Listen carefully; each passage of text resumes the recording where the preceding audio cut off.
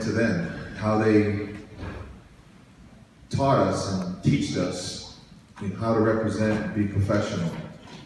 So this is something very, very close to my heart, and I know I can speak for these two brothers next to me, because we've all been through training, sleeping, traveling the world, and coming out to show you guys what we do best. So this is something very, very dear to our hearts, and it means a lot to the country Poland, because it's the first IFBB professional bodybuilding event that has ever been here in Poland. So it's something very, very special.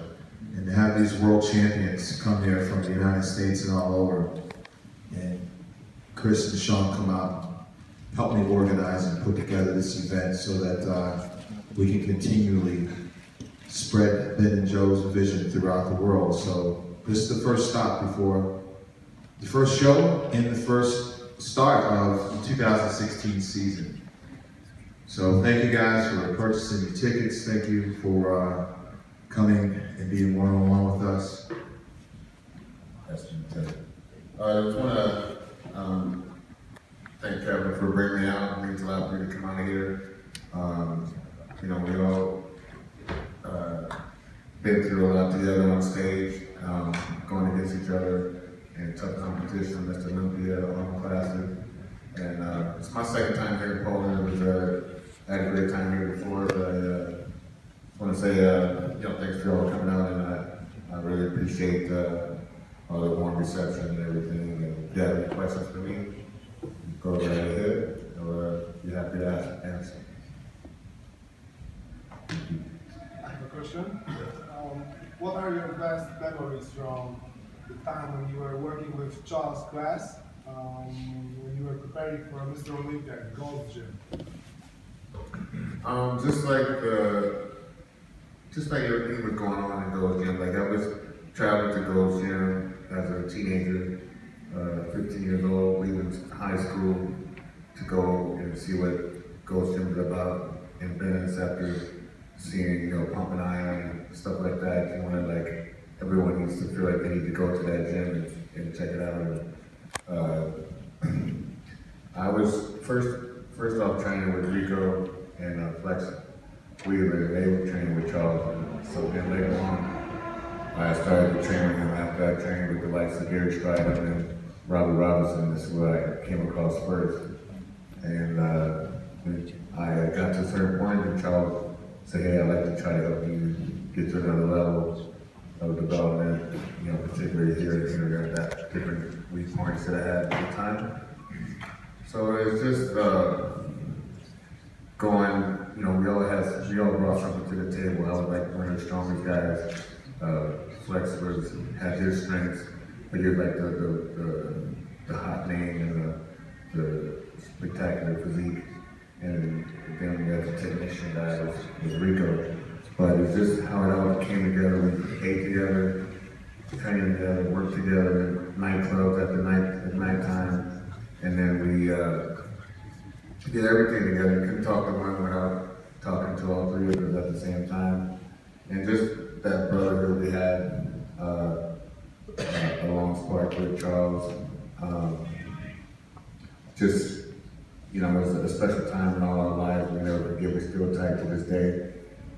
Sort of like the Jackson 5 type of thing. But it was a great time because we was talking about the other day, Shawn would come through there around 5 weeks out from Olympia. It was just a big melting pot of champions in one gym. It was pretty awesome to be a part of it. So that's what I think about the most. Plus some of the grueling workouts, bloody noses and stuff like that. And remember your set, still going for the reps, stuff like that. So, any other questions? Chris, can I ask you about Cormier? Yes. I have seen you training, and obviously there hasn't been that much advisor on the idea that since you have to feel here. What do you think to get it going as fast? Maybe work with him in the next couple of years? Yeah, I met Cody when he was 17, and we took a liking to each other right away, and I started to try to prepare him mentally and physically to turn professional. We didn't know he was going to come back quick, but we knew he was destined to be up there. And he's in a great position now because he's young, like a Shawn or a Rick Gaspari, who's very young, great competitor. And they made it to Olympia at 22 years old. So it is possible. He has great development, and he's far ahead mentally and physically than a lot of people his age. So yeah, I've just been trying to speed him up to get his knowledge, his IQ up higher than a normal person of his age. But to turn pro at 20 years old and win the whole USA was spectacular. He never lost a show yet. So to get to the Arnold Classic to this point and still haven't been beaten is He's taking part in Arnold next week. yeah, he'll be in Arnold next week. Yeah. So yeah, I mean, because there's a lot of older guys that are gonna have a lot of maturity over him. He probably is happy to be there type of thing, but to see where he's at. I think it's great to see where he's at, and that's how we were. We wanted to see where we're at right away. Your rookie year, Kevin took second in Olympia, won some pro shows, and he only had a few shows under the belt at the time. And then this guy, Shawn, he was on the Olympia stage, I believe, for 22. In 88, I was there in the audience in the very last row, watching, and yeah, I think he's right up there. He's going to be a great one. I think he'll be a future Mr. Olympia, in my opinion. It's just a matter of time. Maybe another 3, 4, or 5, maybe 4 or 5 years. I think he'll win one of those top shows. Any other questions?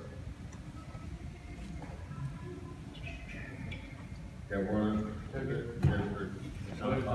Okay, hold on. We're gonna go to Shawn next, guys. So Shawn, here you go.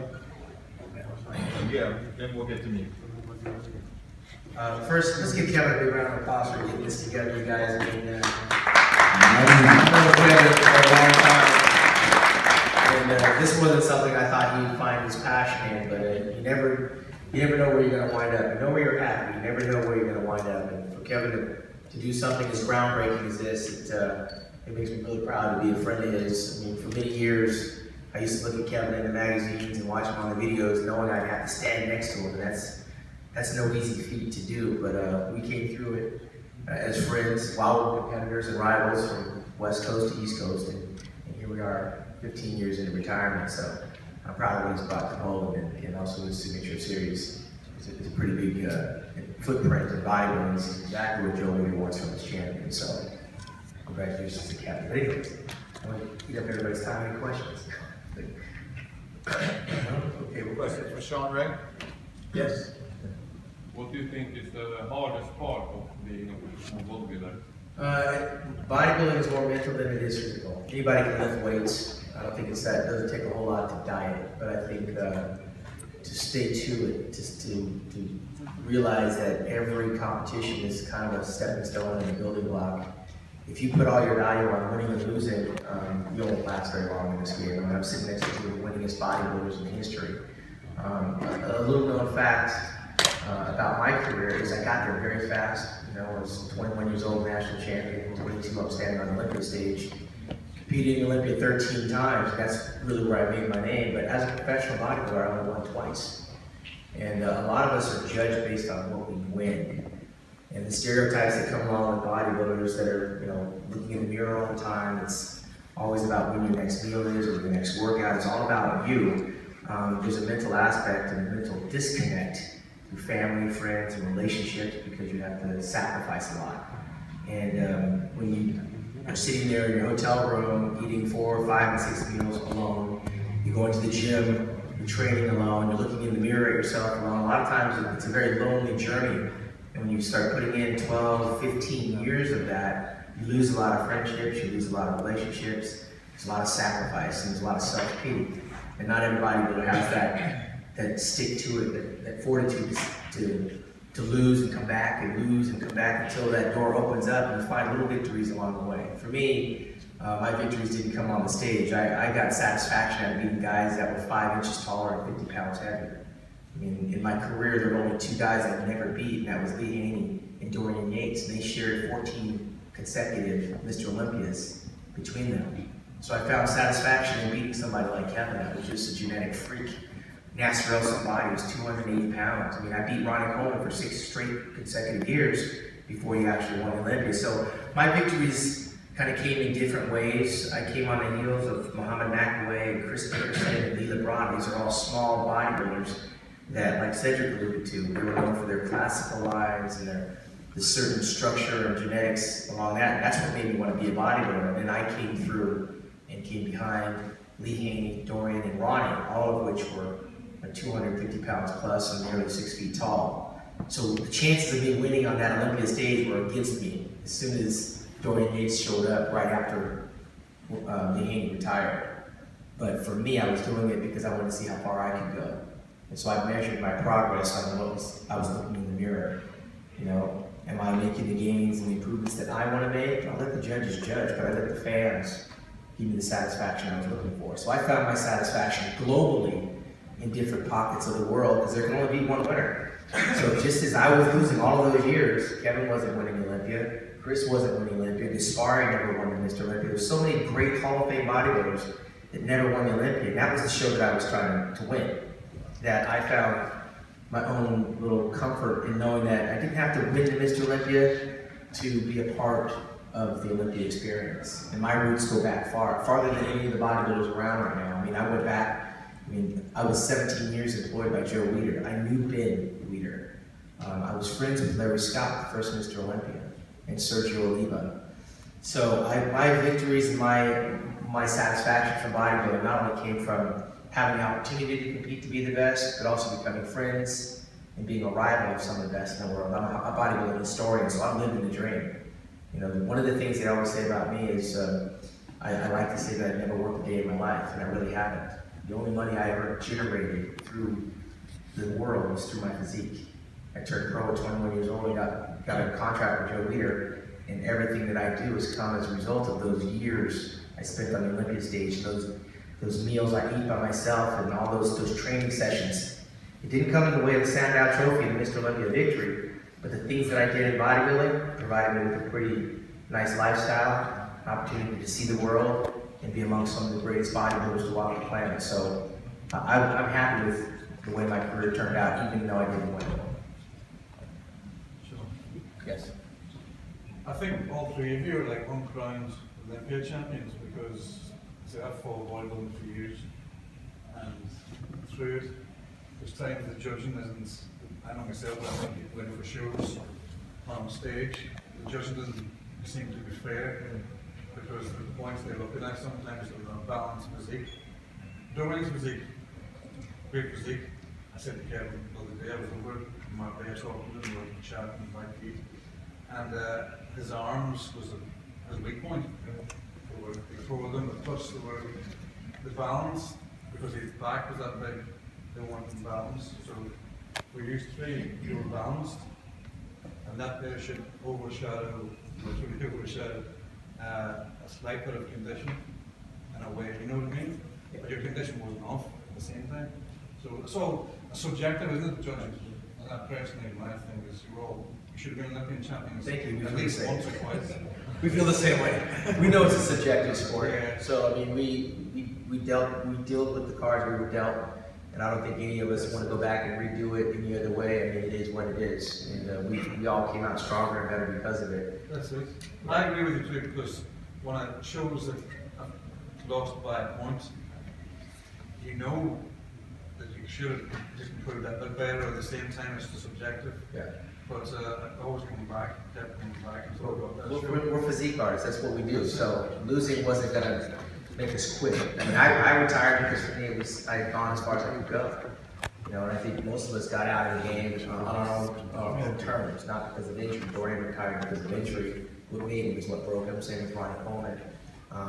But we enjoyed the ride. So now we're doing what we really are passionate about, and that's trying to pave the way for people coming behind us and sharing our expertise and our wisdom and creating opportunities like Kevin is for them to do what we did. Yes. Being the sport of bodybuilding, obviously you have to love something about it. And my question is, what do you love the most of the sport? What kept you in the sport for so many years? Yeah, I think when you have control over something, I don't work for anybody. I work with a lot of people, but I'm still Shawn Productions. This is, I get what I put out. And in bodybuilding and in the gym, you reap what you sow. He can take me through a workout and he can make my diet, but at the end of the day, I gotta do the work. And so everything that I got, I never had a trainer. He got lucky and fell into a pocket of other Hall of Fame bodybuilders with Chris Cormier and Paul Ouellette, and they all got to work together. But my journey was solo. Kevin was solo too. He had nobody on the East Coast. Nobody that could get him out of bed to do the work. We had to get out of bed and do the work. I had to look at pictures in the magazine for motivation. So I think the idea that what you saw from me on the stage was a reflection of my diet, my training, my commitment. And I didn't have 5 or 6 different hands, a bunch of chefs in the kitchen. I didn't have a trainer, I didn't have a dietitian, I didn't have a coach, I didn't have a mentor, massage therapist. For me, I gained satisfaction because if I did well, I reaped all the reward. If I did bad, it was all on me. So I like the idea that it was a very individual, it's a very individualistic sport. And I came up from a background of football, which is a team sport. You have to rely on the quarterback, you got to rely on the running back, you got to rely on the lineman. Bodybuilding, you get what you put out. And I had to find my way through this sport, and I've done very well as a result of it. And that's what I like about it. That's what I fell in love with, just the individuality of the sport. The competition was a byproduct of the hard work in the gym, but you have to love what you do to do it as long as you do it. Yeah, last one. Go ahead. I've got a question for you, Shawn.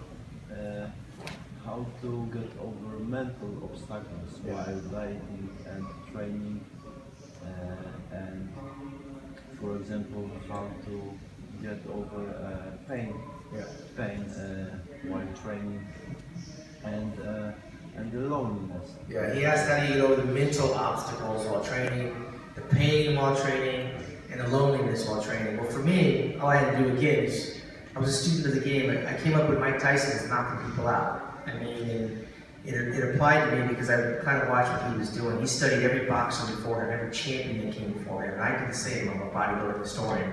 But I was never lonely because I always had the videos, I had the magazines, I could walk into Gold's Gym and see what I was up against. I saw the finish line. When I was 17 years old, I was holding Chris Dickerson's Mr. Olympia trophy. And I was looking him in the eye. I saw that it might be possible because it was human. But before being that close, I'm looking at the magazine, it didn't look real, it didn't look achievable. And so being able to go into Gold's Gym and to see the guys I was going to compete against, look at the magazines and study their training and their diets, for me, my motivation came from seeing the finish line. Yeah, it was a very lonely process, but you know what? Trying to become the best in the world or the best at anything is lonely. I didn't come from a high school of bodybuilders. I was the only bodybuilder in my school. My family, I was the first one to lift weights really in my family. So I found people with like-minded interests, and then I could feed off of them. But I knew that if I put in the work, I'm only going to be lonely for so long. Eventually, I'm standing on stage in front of thousands of fans. I'm traveling the world making thousands of friends. And to this day, I've got friendships from back when I was a teenager as a result of bodybuilding. He met me when he was like 16 years old. He came over to my high school. I was already bodybuilding. He was there to compete as a wrestler. I won the Mr. California. He won the Teenage California. And it was a matter of years before he won the Mr. California when I won the national championships. So I got a chance to watch his entire career as he was watching my career, and here we are sitting here together. Kevin Levrone, Kevin came over from the East Coast. I met him in '92, I believe it was, and he actually made the trip out to California to find out what the hell I was doing. So it's interesting because we look at the people that are in front of us, and we try to chase after them. But all you have to do is look over your shoulder, and there's somebody like him coming up right behind you. So I found people that liked what I did, and I kind of polarized myself to them, so I was never really, I might have been alone, but I was never lonely in that regard. Okay, guys.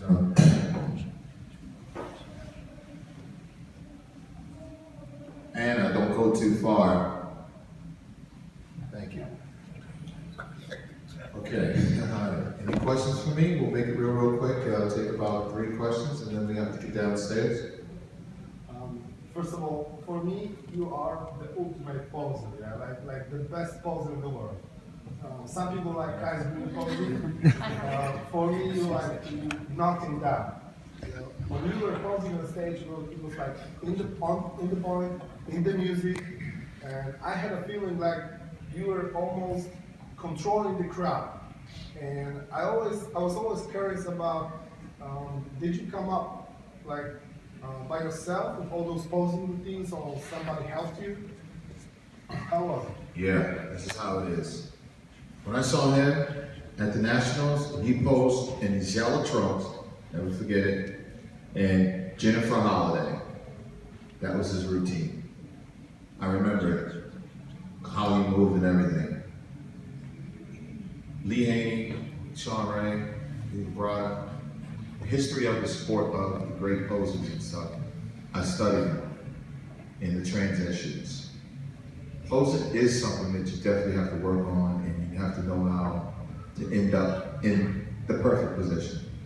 So because he had already laid down the groundwork and had done things different and found his style, I wanted to be successful like Shawn Ray, you know? So I started watching and listening to his music, and his personality came out through that.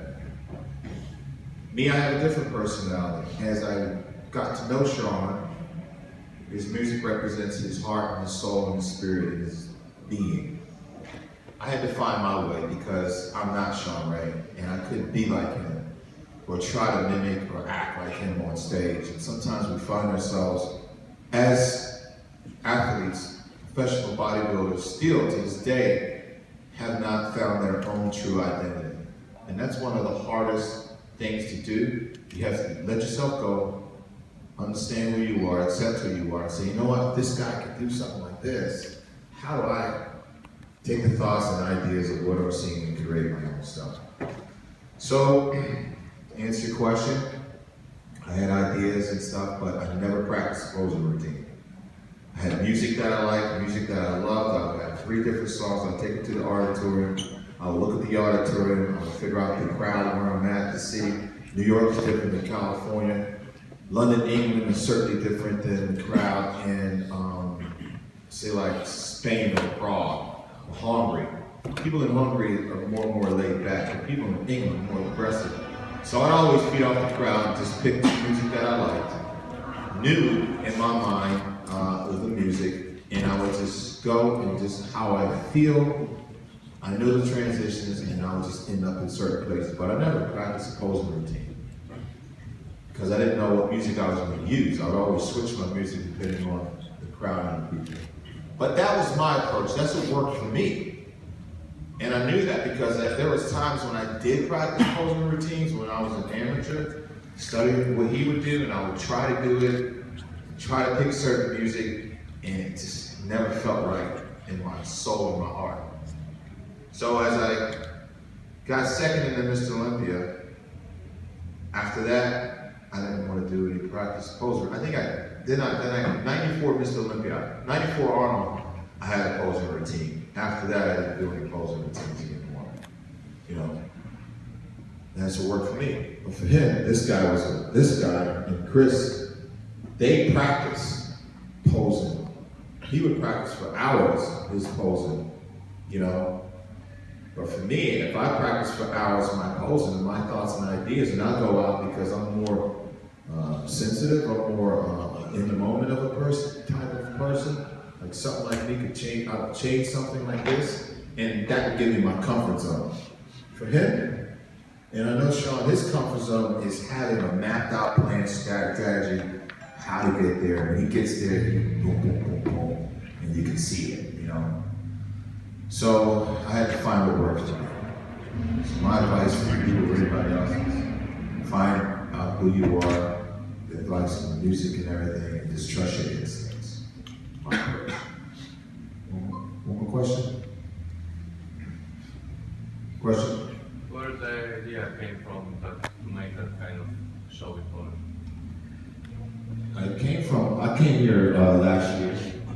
I was here last year at the Fit Festival, and it was half of this size, right? You were here, all you guys were here. And I was talking to the promoter of the Fit Festival, And I said, wow, it's a great opportunity. And he had presented it to me because the economy here is growing. The people are so wanting to know and want to learn more about what's going on in America and in the States. People are great, the food here is great, and the numbers and everything all made sense, you know. So I contacted the IFBB and asked them for their support, and they said, we'll definitely support you, but why? And I had to present to them why I thought it was a good idea to bring bodybuilding to Poland. Because you guys are hungry, you guys need to learn. Poland is growing, the whole world is becoming small, you know. It's a very, very small place. Poland isn't alone anymore, you know. The outside world knows what you guys are over here doing. And certainly this opportunity to be the IFBB, to represent the IFBB and what they stand for that to open the floodgates up for you guys over here, it just was a perfect fit. And one time when I asked Arnold Schwarzenegger and Jim Lorimer, I was like, well, why would Arnold Schwarzenegger put a show in Columbus, Ohio? It was absolutely nothing in Columbus, Ohio. They're going, how many years? 27? 27 years for that show. But back then, Columbus, Ohio didn't have anything. So it was a perfect fit to help bring something to the city that it absolutely needed, you know. And we had a great idea, him and Mr. Lorimer, and it brought so much to that city. And if you look back 20-some years now, to where it was the first on class, yeah, I mean, Shawn knows the history. They started with 3,000, and now it's 155,000, maybe close to 200. Not only just bodybuilding, it's just so much, man. So I think it's just awesome. And this is a great thing. And here we are. And believe me, here, man, this is the first show, kick off the 2016 IFBB Pro season. So something to be proud of. I'm happy about it. All right, so we want to close it out right now. I want to say thank you guys for your support coming. You guys are all VIP ticket holders. I believe that you guys will have access to the athletes' dinner. Am I correct? Yeah. Anna? Isn't that all for the... Yeah. Anna, the athlete, the dinner tonight, celebration, whatever, afterwards, do the VIP ticket holders have access to this? Super VIP? Okay, guys, so Super VIP, if you guys don't have the Super VIP tickets, you might want to upgrade to the Super VIP tickets because you can have dinner with the pros tonight after the show. And, you know, we can continue to talk because I'm going to tell you, unless you come to America, you won't see these guys until 12 months from now. All right?